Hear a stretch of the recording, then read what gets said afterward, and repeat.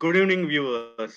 My name is Rahul Desai, and hereby welcome you all to today's milestone in our journey of hydration in diabetes with our host, Dr. Sanjay Kalra sir, and our speaker for today's module, Dr. Ashok Kumar Rohila sir. Dear viewers, today is the Festival of Colors, and on behalf of our team, I wish all the viewers a very happy Holi. Viewers, the topic for today is water, the mega nutrient. And like me, you all are very eager to listen to today's module. But before I hand over the platform to our respective dignitaries today, let me have the opportunity of announcing the names of those doctors who have answered the quiz questions correctly in last module. And the names are Pratik, can you please share the slide?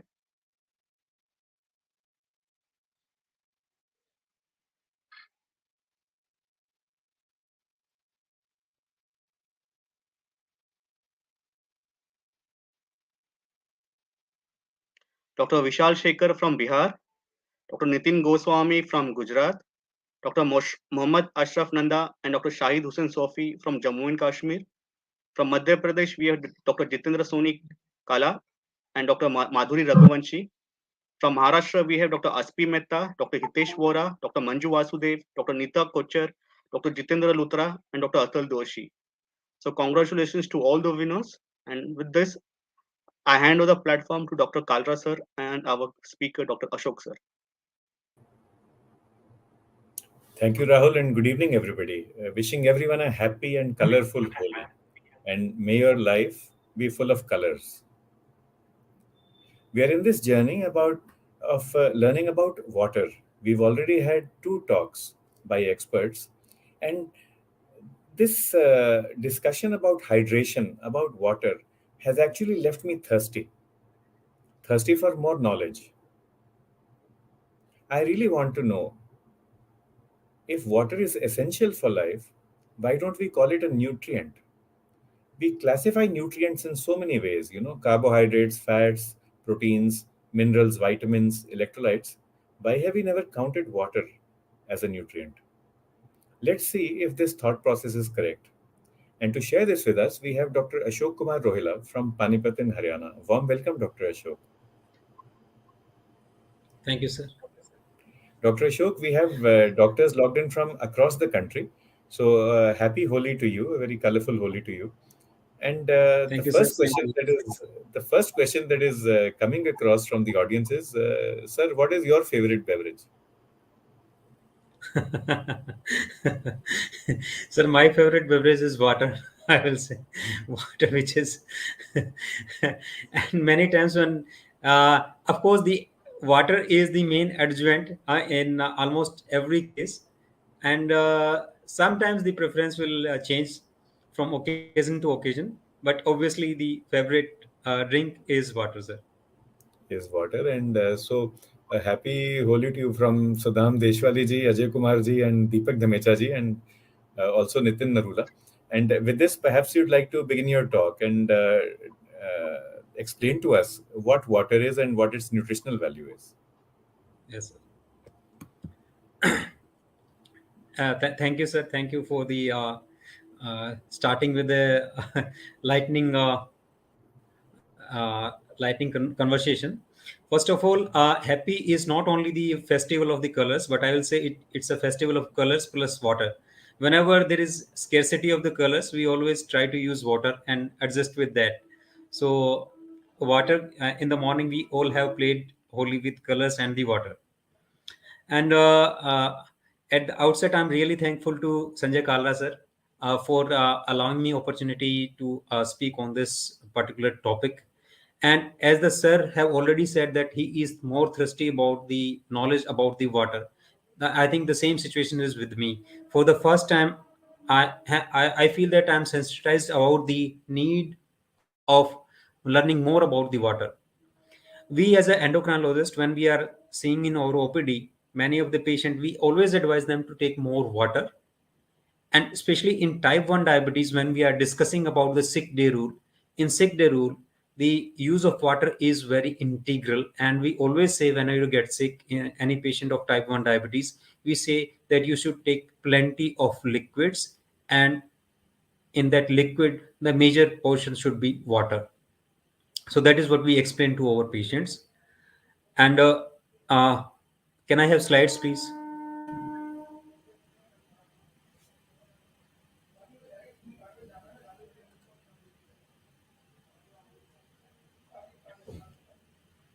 So coming to the main topic, that is hydration in diabetes, and in continuation to that, what is the nutritional value of the water, where we categorize it when it comes to the classification as a nutrient. Well, is the water the mega nutrient because it forms the a major portion of our body, and that varies from the 55 to 70% depending on the different age group. So with that, next slide, please. The flow of presentation is that we'll discuss something about the why the water is the elixir of life, Amrit, or it's a liquid of immortality.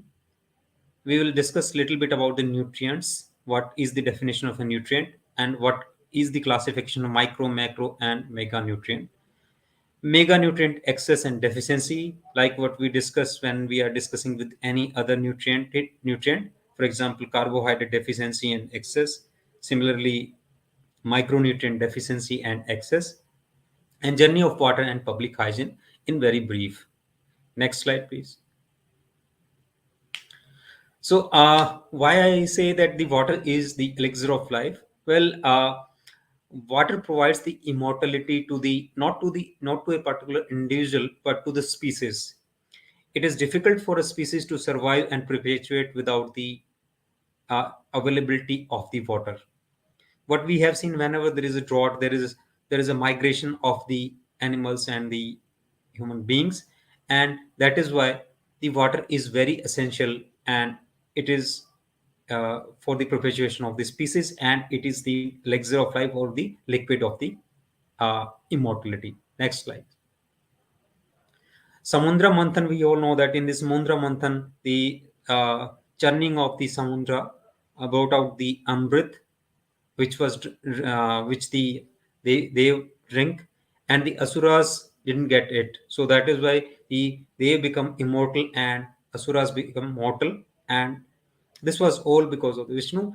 What I want to convey from this, that whenever we are discussing about the water immortality or the Amrit, everything revolves around the water. Next. So what is a nutrient? A substance that is needed to keep a living thing alive and help it grow and perpetuate is a nutrient.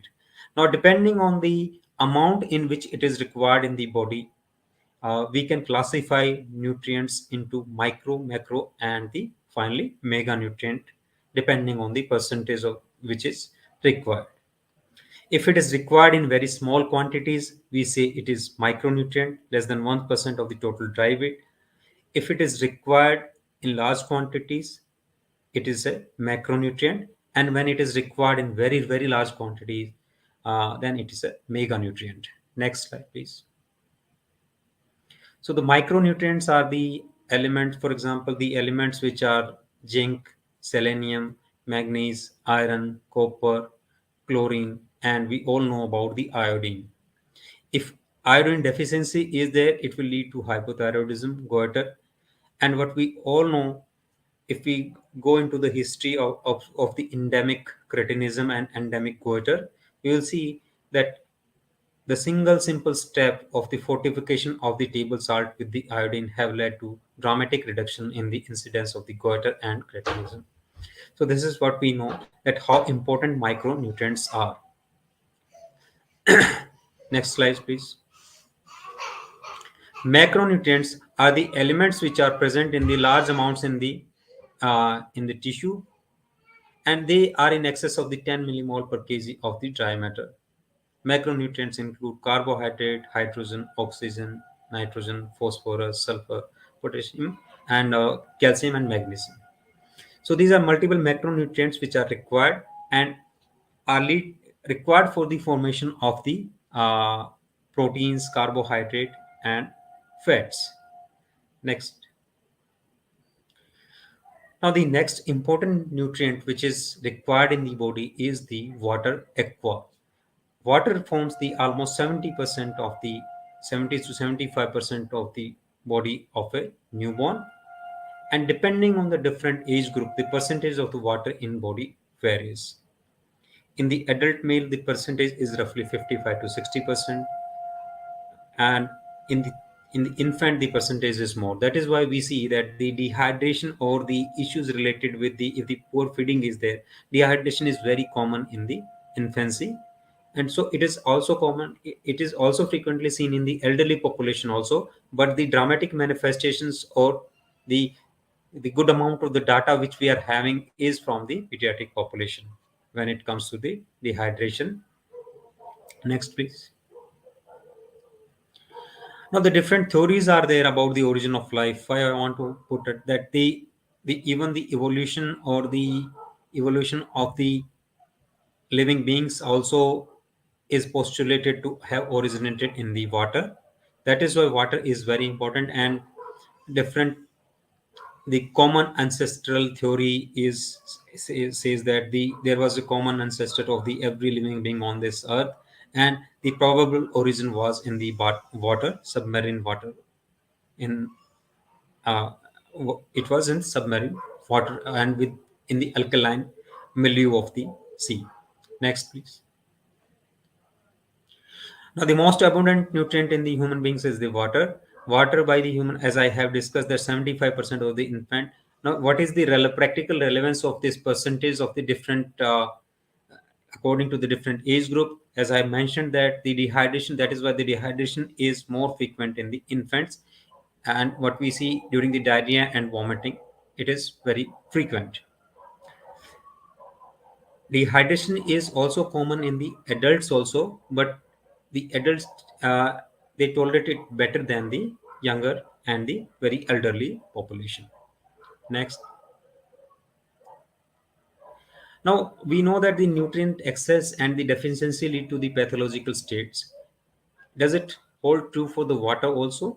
Well, yes. Excess and deficiency of water leads to the pathological conditions. What we know that if the intake of the carbohydrate or the fats is more, then it will lead to the, with decreased physical activity, it will lead to the gain in the weight. If there is excess of the some of the micronutrients, for example in the for example copper, we all are aware about the Wilson's disease, in which there is a defect in the excretion of the copper. So the dietary intake may not affect that much, but this is what we simply, if the iodine excess is there, if somebody is having iodine excess and deficiency, both can lead to the pathological conditions. In the same manner, excess and deficiency of the water can lead to the pathological conditions. Next slide, please. So, what are the conditions in which we see excess of the water in the body or the fluid retention? Chronic kidney disease, any end organ disease will affect the water homeostasis in the body, be it chronic kidney disease, chronic liver disease, congestive heart failure, protein energy malnutrition, particularly kwashiorkor, in which there is deficiency of the protein and lead to the fluid retention. Nephrotic syndrome, again high loss of the protein, and that also lead to the fluid retention. And therapeutic fluid overload is also seen sometimes in hospitalized patient, and this I have observed in one of my close friends relative in the postpartum time, when she was given more of the fluid and she almost ended up in the congestive heart failure. So this is also one of the condition which in which excess of the water is seen. Now, why we need to treat it, why need to maintain it? Because to maintain the normal homeostasis and to maintain the normal weight, it is very important that the water should be in a appropriate quantity in the body. Next, please. Now, the deficiency states of the water. Deficiency of the water in the body is seen in the many of the pathological conditions. Diabetes insipidus is also one of them. Hypernatremia, which is not a cause of the water deficiency, but is a manifestation of the water deficiency. When there is excessive loss of the fluid from the body, then it leads to the hypernatremia.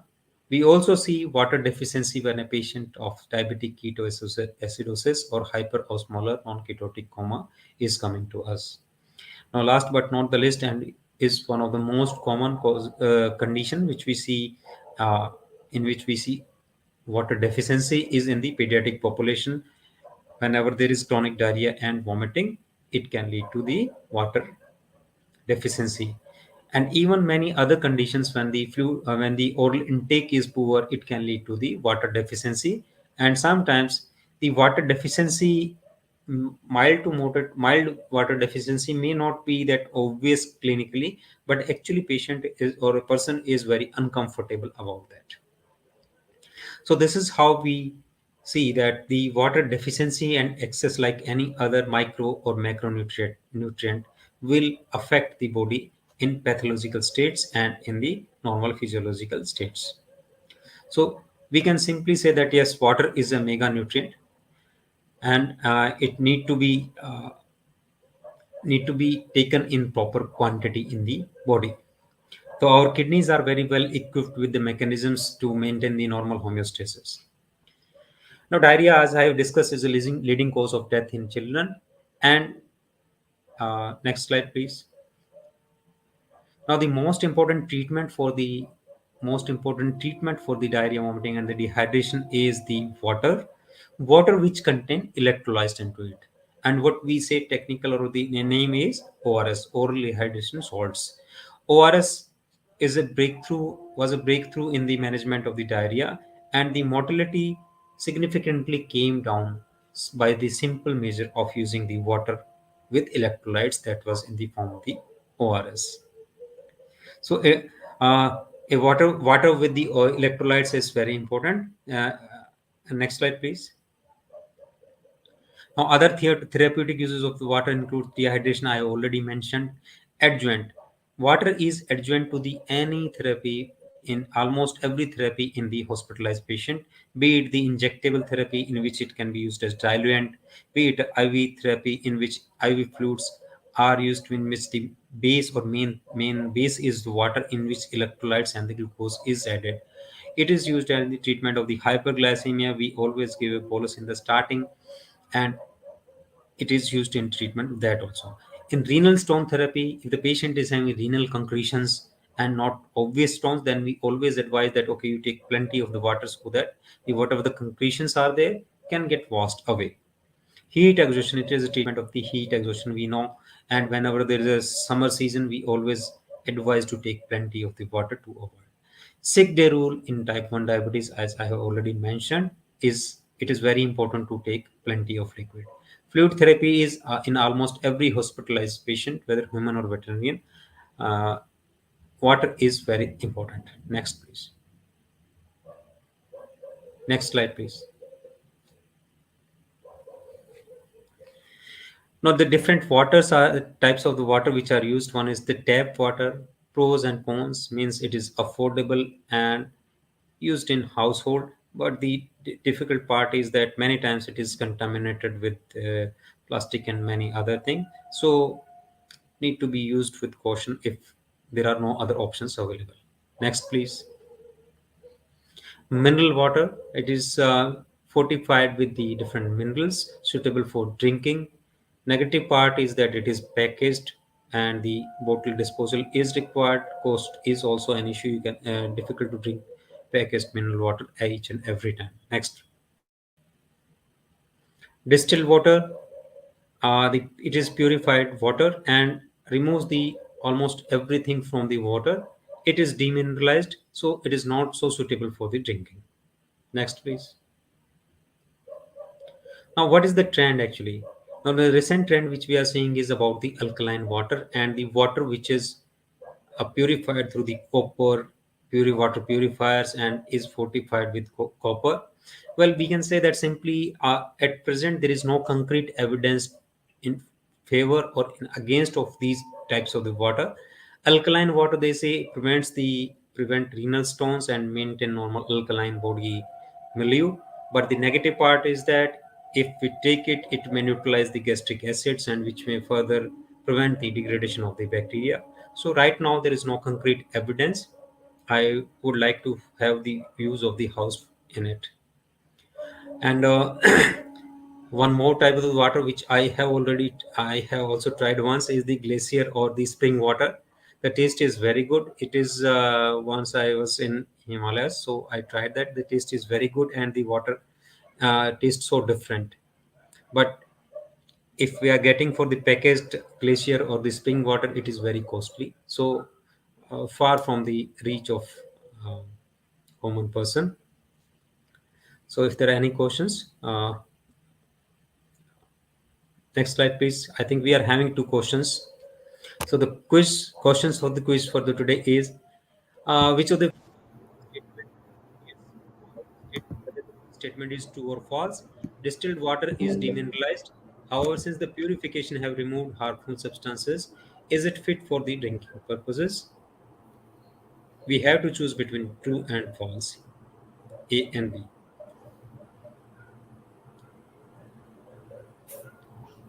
So next question of the quiz. Which of these is not a therapeutic use of the water? Treatment of the heat exhaustion, management of hypertension, management of the hyperglycemia, management of the renal stone. Well, question sounds very simple, and I think with that I'll hand over the uh, mic to Sanjay sir. Thank you, Dr. Ashok. That was a really nice presentation. And even I have understood that actually water is a nutrient. The same kind of respect that we give to diet, to nutrition, the same kind of respect that we give to proteins, carbohydrates, fats, or to vitamins, minerals, or electrolytes, that same should be given to water. And like you had rightly pointed out, Dr. Ashok, of course, it's a beverage. As a standalone nutrient, also, it's fine. It's useful. We cannot survive without water. But along with other things as well. And here, for the purposes of this particular discussion, let's talk about other things like electrolytes. There also, it's useful. So many questions coming in, Dr. Ashok. Uh, Aditya Vardhanji says that I consume Enerzal Zero, which is a zero-calorie drink. That is fine, Aditya, because it has the exact electrolytes. So, Dr. Ashok, now summer is approaching. There will be heat exhaustion. Many of us go to the gym. We exercise a lot. So, how do we maintain our health during the hot season? Yes, sir. During the hot season, the most important part is that the heat exhaustion is very common, and if somebody is particularly working outdoors, then it becomes more troublesome. So in that case, it's important that the water intake should be there should be plenty of water intake, and that water should not be always plain water. Many times intermittently it need to be fortified with the adequate amount of the electrolytes. Right. And another question, again from Aditya ji, what about Diet Coke, Diet Pepsi? What is the status? Diet Coke, Diet Pepsi, sir. Well, it doesn't contain much of the, I will say, electrolytes, but you cannot take it on routine basis. Of course, if you want to take it for taste, then it's a different thing. Otherwise, and especially if you are talking about the children, then the artificial sweeteners which are used in it are not recommended, particularly in the younger age group. So in adults, sometimes you can have it if you like the taste, especially if somebody is diabetic, then they can have it. But as such, I will not recommend in particular to take it as such that you use it on routine basis something. But yeah, sometimes you can have it. So sometimes you can have, and if you have too much of this, it also changes the microbiome of the gut. The gut flora will also change. One question coming from Dr. Niaz Ansari, Dr. Niaz Ahmed Ansari. He says that with ORS solution, sometimes we see that patients worsen. So what should we do? So Dr. Ashok, if you could structure your answer, if you could, you're a pediatrician as Yes. well. If you could first speak about the pediatric age group and then about adults. So in pediatrics, when do we use ORS? Why do we use it? What happens when we use ORS? Yes, sir. Dr. Niaz, very pertinent question actually. When a kid is having mild to moderate dehydration, then at that time we need not to use the ORS. We can simply use the plain water. We can ask them to have the buttermilk, which is with little amount of the salt into it. When the kid is moderate to severely dehydrated and able to accept orally, at that time we should advise them to take ORS. But at that time also we should not advise only ORS, but rather we should advise ORS intermittently plain water, because otherwise, if the patient is most of the time the patient is hypernatremic, if they dehydrated, and if we are giving plain ORS, that is not going to correct the hypernatremia and may cause worsening. That is why intermittently we need to give the plain water also, so that the normal electrolyte balance get maintained. We need to support the kidneys at that time, so the kidneys can maintain normal flow of the urine and they will balance it out. And they can do kidneys can do this only if we are giving the plain water in between. This makes it very simple for me to understand. Even I was not aware about this. So this was about pediatrics. Let's talk about healthy adults now, and then about geriatric age group. What are the unique things that we have to take care of? Sir, most of the time, the healthy adults, they are able to tolerate uh, mild to moderate fluctuations of the body electrolyte and dehydration very well. And if the thirst mechanisms are intact, body will balance out even up to 1% of the dehydration within the next 24 hours. So that osmoreceptors will sense the dehydration, and we will drink it and we will balance it out. But many times, because what I have also observed, that when we are busy sometimes we are little bit irritated, and actually we are not aware that we need to drink water. But when we take that water, we actually realize, okay, yes, this was something which I was missing, and now I'm feeling more comfortable. So coming to the geriatric population, in geriatric population, many times we see the different conditions like the SIADH and the other uh, dyselectrolemia. At that time, we should particularly advise patient to take adequate amount of the water. We should think about the urine flow, if the urine flow is good or not.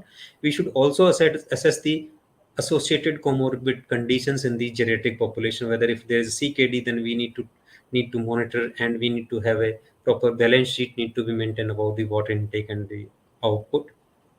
uh, and if somebody is on SGLT2 inhibitors in diabetes, then definitely we need to advise more intake of more water, so that UTI and genital mycotic infection can be minimized.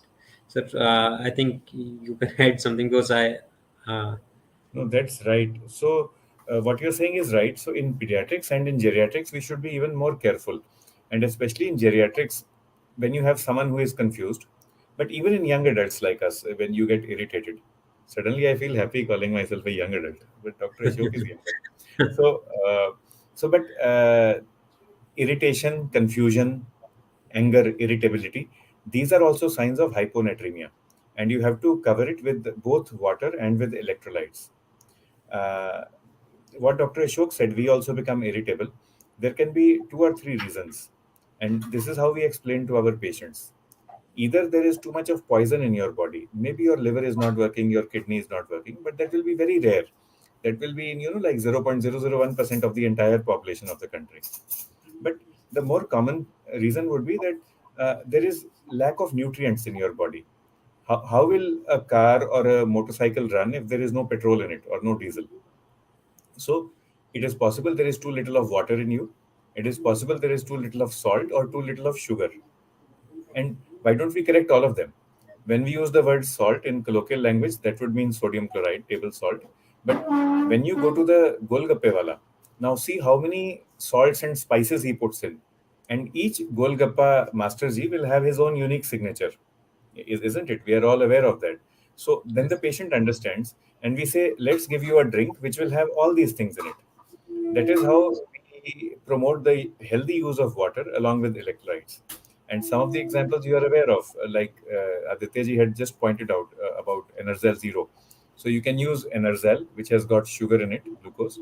You can use Enerzel Blitz, which has minimal amount of glucose in it, only 29 calories per 100 ml. and the electrolytes are there. And if you want zero calories from glucose, then Enerzel Zero is there. So you have that entire range. Dr. Ashok, this point is very important. So let me ask about your clinic. Now somebody comes to you with ghabrahat in Hindi, or sustu, that would be Kannada. Uh, Yes. Somebody coming with ghabrahat, sustu, weakness, feeling of uneasiness. There are 33 crore differentials for that. It can be unstable angina, transient ischemic attack, Yes, panic sir. attack. But what are the common differentials in summer, and how do you handle them on an OPD basis? Yes, sir. This is very practical question, actually, sir. For the uh, person who is sitting in a standalone clinic and not having the indoor facility with us, so we cannot straightforward send the patient to the casualty go and get some this XYZ test done and get some fluids. So we simply go with the basic approach which we follow. Whenever the patient is coming with this in the summer season, particularly, we ask them to take. To have a good amount of the water. If the patient is diabetic, which is like most of the cases are in our OPD, so we can advise some fluid, which is like, for example, Energyl Zero, we can advise, which is having the electrolytes in the, which is isotonic to the fluids without sugar, and ask the patient to sit comfortably for some time. If after 15-20 minutes patient is saying yes, I'm comfortable, then this is probably sort of mild to moderate mild dehydration which have got resolved, and patient was exhausted and now the patient is comfortable. Then we can simply examine the patient and can go with the routine OPD proceedings. Even after that, if the that problem is persisting, then definitely we need to look into the other causes, sir, as you have mentioned. Thanks. And Dr. Hitesh Vora raises another point. He says, uh, does it make a difference if the patient has hypertension or not? So let us also structure this. The exact question is, with hypertension, how to give electrolytes during dehydration. So a hypertensive patient with dehydration. So let us structure it. Can you have dehydration and hypertension together? If so, how do Yes. you manage? Yes, sir. Usually, whenever there is dehydration, hypertension don't accompany it. And I'm aware of one condition in which patient is dehydrated and hypertensive also, that is pheochromocytoma, in which there is significant fluid contraction. And uh, even in the pheochromocytoma also, we need to supplement patient with adequate amount of the salts before we subject him to the surgery. So, Dr. Hitesh, it's not a contraindication, rather I will say it is very well indicated. Even if a patient with hypertension is coming with dehydration, we need to give the routine amount of the electrolytes and the fluids to the patient. So there is no conflict in this. Yeah. So, Dr. Hitesh, there's actually no conflict. Let us take an example of diabetic ketoacidosis. The patient may have a slightly elevated systolic blood pressure, but the diastolic blood pressure will be low, the pulse will be thready, the pulse pressure will be high, and you have to supplement with electrolytes. Now, if we can structure our discussion, if it is an indoor patient, then our approach will be different, and you have to calculate the sodiums, the potassiums, the corrected sodium, that is separate. But in the outdoor setting, we can happily give the electrolyte supplementation that will help. In fact, salt loading is a diagnostic test, and it is also therapeutic. Let us say you want to send your pheochromocytoma patient for surgery. It is a good idea to give lots and lots of salt before the patient So goes for surgery. Otherwise, patient will crash. Dr. Ashok, another question. This is from Dr. Sanjay Suryavanshi, and he asks about patients with diabetes. Can we give them ORS, or should we stick just to Enerzel Blitz, that is 29 calories per 100 ml, or Enerzel Zero, which is 0 calories? yes, Dr. Sanjay, Dr. Suryavanshi, we cannot give ORS in the diabetic patient because it contains sugar. uh, yes, we can give the Energyl Zero in which sugar is not there and only electrolytes are there. So it's a sort of sugar-free electrolytes which is isotonic we are giving. So that will serve the purpose, and that is actually which we want the to some fluid without sugar and can treat the dehydration. So ORS should not be given in diabetes. So the safest would be Enerzel Zero. We can use that. And otherwise, what are the homemade beverages, Dr. Ashok, that you would advise to a child or an adult with diarrhea with acute gastroenteritis? Yes, sir. The most important or most commonly or most easily available beverages, we can have one glass of water. In that we can add 1 spoon of the sugar with 1 pinch of the table salt and little bit of lemon to add the flavor. That is what we can do. This is the easiest which can be done and is available in almost every home. Can be given in any almost any patient with the dehydration. In adults, if suppose if in adults they want something for the flavor, then we can give the lemon, fresh lime soda with sugar, that we can give. Of course, if diabetes is not there, in the diabetes the things will be entirely different. And another is we can give the buttermilk. We can give again, the buttermilk should not contain the. It should not be too sweet. Better if it is salted, because if it is having excess of the sugar, again that can cause osmotic diarrhea and may further aggravate the diarrhea if diarrhea is there. So osmotic diarrhea is something that we should be aware of. It is not that high intake of sugar will cause only increase in micturition. It can also cause diarrhea, and that is how many of the laxatives also work. They are osmotic laxatives that we like lactulose, Yes. for example. Dr. Ashok, you are from Haryana, and the motto of Haryana is "Desa mein se desh mara." That means out of all states, out of all countries, we are special, we are unique, we are ND. Jit doodh dahi ka khana. So, what does Yes. dahi mean to you from a health point of view? As a pediatrician, as a physician, as an endocrinologist, would you want to speak about dahi and health? Sir, dahi, I will say that dahi is very important component of our diet, and it should be taken. In fact, many of the patients, we always motivate patients to have the milk or milk-related products because that is a natural source of the calcium.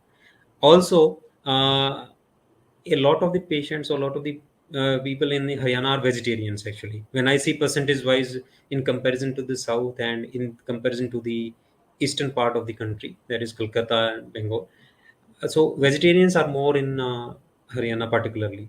So that makes it more important to take the milk related products, because certain things which can only be found in the milk. So another important thing is that many patients are not able to tolerate milk because of the lactose intolerance, which is sometimes is related also. So in that case, we advise them to take the milk products rather than the directly milk. We can advise them to have buttermilk or the curd. The he is very good in that, sir. And Dr. Ashok, you worked across the country. You worked in Rajasthan, in West Bengal, and in Telangana and Andhra Pradesh as well. Yes, sir. What does this mean? Ek pau perugu in Telugu. And Yes. can we suggest this as a treatment for promotion of health, for prevention of disease, and make it an essential nutrient? So definitely, I'm And you big will have to proponent of translate it milk. to English also first. Yeah, yes, sir. Perugu is the curd in a Telugu. So if any of our audience is from the Telangana, నేను బాగా తెలుగు తెలుసు. నేను తెలుగులో చెప్తే ఏమి ఇబ్బంది లేదు. Means I can speak Telugu and I can convey my in fact still till this time I am having many patients on consultation from the Telangana. So I always promote the perugu, means the curd, that they should take. And in fact, sir, in Telangana, the diet, it's very important component of the diet. And how they follow their diet, first they will have the white rice with sambar and some curries. This is round one. Then the second round come, and the final round of the rice is with the perugu, means with the curd. So this is how the means the multi-course meal, how it proceeds. So the last step in that meal is the white rice with perugu and with the chutney, uh, garlic chutney, sir. Hmm. So it's been great interacting with you, Ashok, Dr. Ashok, and also I'd like to thank everybody who has been with us on this show, Dr. Hitesh, Dr. Niyaz Ansari, Dr. Sanjay Suryavanshi, and also Aditya ji, Pratipati ji. I acknowledge all the questions that we have got on diabetes, but I apologize we won't be able to take them. There is one more question related to hydration before we conclude. How much water do we need to drink during summer? This question is from Mr. Vardhan. Sir, water intake will depend on the like weather, physical activity, and there are multiple factors. But the a sedentary adult in a routine season should take at least 1.5 liter of the water. That is tough, and maybe the RDA may be more than that also. So So do drink adequate water. How you can define adequate? You don't need to now count every ml that you're drinking in summer. You don't need to ration yourself unless you have some diseases. Dr. Ashok, which are the diseases where you actually have to count water intake? yes, sir. See, the end organ diseases, for example, the chronic renal failure, we need to count about the water. We need to take water with caution when there is a congestive heart failure with especially significantly reduced ejection fraction. And as far as chronic liver disease is concerned, though the water intake is need to be restricted a little bit, but not to that extent, the extent which we advise in the chronic kidney disease and the advanced congestive cardiac failure. So symptomatic heart failure, chronic kidney disease, chronic liver disease, these are situations where you actually have to count water. But otherwise, feel free to drink as much as you want. And in summer, you can look at the color of your urine. If it is becoming dark colored or high colored, it means you are dehydrated. So it has to be straw colored. So your urine itself will tell you whether you're drinking adequately or not. Dr. Loganathan says, how about tender coconut? Tender coconut contains lots of potassium, sir. So it is a very good drink, I will say, in comparison to at least the carbonated beverages which are available. So potassium, it's a good source of the potassium, and can be taken. Means especially many times if the patient or DK patient, if they want some different fluid, then we allow them to have it because the calorie content is also not very high in there. Calories are minimal. Potassium is high. So if you have chronic kidney disease, do be careful. That's it. And then there is this coconut malai, which is also quite tasty. So Yes, sir. you can scrape the inner lining, and that is also tasty. It is a good source of nutrition. But Dr. Ashok, I'd like to thank you. Thank you so much for bringing so much of excitement and so much interest in this humble beverage. In Sir, water. excitement and the everything is from your side, and means the programs which you craft, like the ideas with which you came, they are entirely different. Means like this idea about the water, and really amazing, sir. And to be honest, they are all fueled only by water and by dahi, by water and curd. So, and other things maybe I need to learn from Dr. Ashok, the other uses of water. So, but with that, I'd like to thank everybody. Dr. Hitesh, we need to avoid tender coconut in hyperkalemia. This is a question, Dr. Ashok. Can you take it before we thank you? When to avoid tender coconut Yes. water? Yeah, Dr. Hitesh, it need to be avoided in chronic kidney disease, particularly because the potassium excretion is compromised in that condition. Otherwise, apart from that, I don't think there is any specific condition in which we need to avoid it. Uh, at least I'm not aware of. And you can encourage in a patient who has diabetic ketosis because their potassium will be low. And when you tell a person with ketosis or ketonuria to drink a lot of water, usually you will find resistance after some time. The child will, or the lady or the gentleman will get upset. Why are you forcing me to drink water? Then tender coconut water is very good. It's a good taste, good flavor, and it will add potassium as well. Yes, Dr. Niaz has also added in rural areas where facilities are limited for managing hypercalcemia, hyperkalemia, then water actually has a role to play. If you have someone with kidney stone, someone with hypercalcemia, the treatment is that you increase excretion of calcium. So plain water will also help in that. So thank you, Dr. Niaz, for that best practice. So Dr. Ashok, I'd like to thank you for being with us, and I'd like to Thank you, thank sir. everybody who logs in so late in the evening on a Friday. But this is an interesting topic, an important topic, and summer is approaching. The holy month of Ramzan is also approaching, and we should be able to counsel our patients about adequate hydration, not only for water, from a water perspective, but also from an electrolyte perspective. So, with this, I'd like to thank you, and I'll hand over back to Team FDC.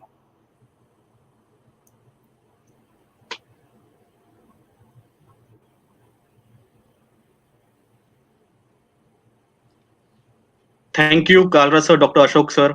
It was really a very wonderful and exciting session. For 45 minutes, all our viewers logged in, and it seemed that this talk should not end. Thank you so much for the wonderful session, sir. And thank you, viewers, for joining us on Friday evening on this weekend. And wish you a very happy Holi once again. Take care. Summer is approaching. Dr. Kalra sir said, stay hydrated. Thank you. Thank you so much. Good night. Thank you. Goodbye. Good night, sir.